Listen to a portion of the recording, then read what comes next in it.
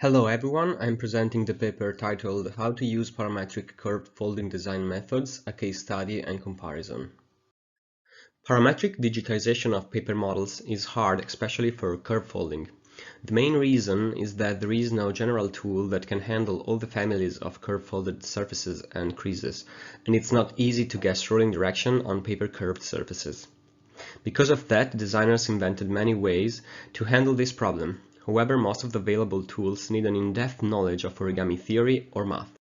Thus, here's the questions we try to answer. How to guess the rolling orientation on the patches of surfaces and how to choose the proper method to digitally design any curve-folded model. So, with this research, we try to make the design of curve-folded geometries more accessible to designers, clarifying the main aspects of this field. It's targeted to those designers without a strong background in origami theory. We focus on the parametric design of a specific case study that we call the tripod, which is a common shape in curve-folded designs.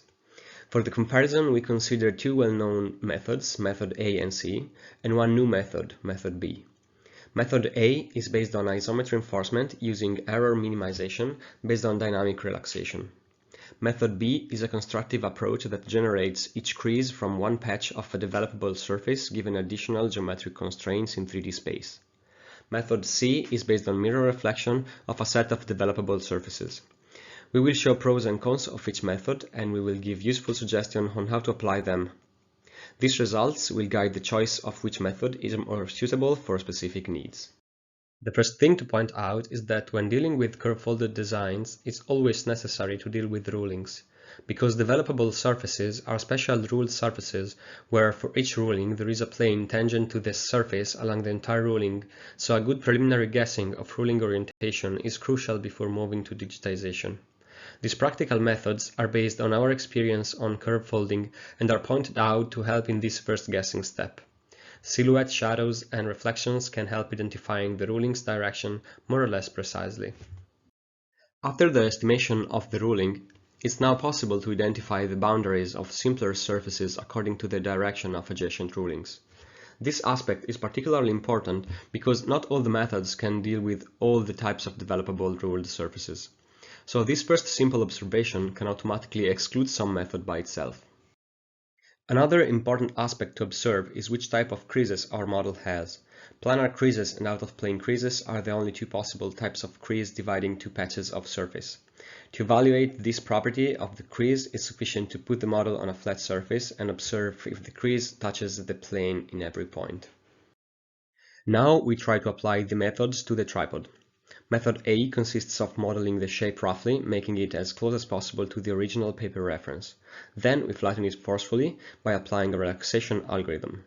The last step is generating an isometry between the 2D and 3D models, sending back and forth the edges' length, and at the same time fixing some geometrical constraints. In this way, the model becomes developable, preserving its overall initial shape. Even if method A is more forgiving than others for ruling guessing, in some cases it might give perfectly developable results, even in those cases where the ruling guessing is distant from the one of the reference curved model. This is because the curved crease is discretized, which might cause results similar to the one on the left, which is possible only due to the diagonals on the quad faces, which make the discretized crease slightly corrugated. Method B instead uses the set of components for Grasshopper called Lotus that will be released soon for free.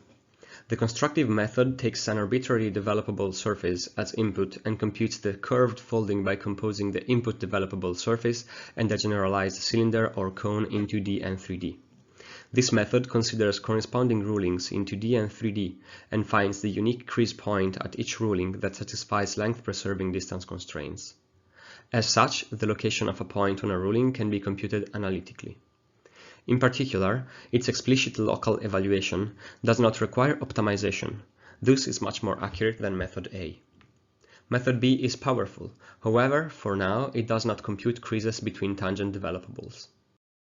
Method C is the well-known method already extensively studied and used by Mitani, and consists of splitting and mirroring developable surfaces with respect of a plane. As you can see, the model generated by method C is different from the one generated by method A or B. The reason is that method C can only generate planar curves, also the ruling meeting at a crease can only be collinear. Here you can see other famous models by different artists, digitized with one or more of the three methods. As you can see, only method A can handle all the models, because it's the only one capable of dealing with all the four families of ruled developable surfaces and also planar and out-of-plane creases. However, it's the only method of the three that requires discretization, which inevitably decreases the accuracy. In conclusion, we can say that method A is the most versatile one, because it can handle all types of developable ruled surfaces and creases at the expense of overall accuracy because discretization is required. Method B and C are equally accurate because they can crease continuous NURBS surfaces. Method B can handle out-of-plane creases while method C can't. Method C can handle creases between tangent developables while method B can't. We hope that these results, together with the practical guidelines to identify the ruling on paper models, will help designers with no background in origami theory to be able to digitally design parametric curved creased models easier. Thanks for the attention.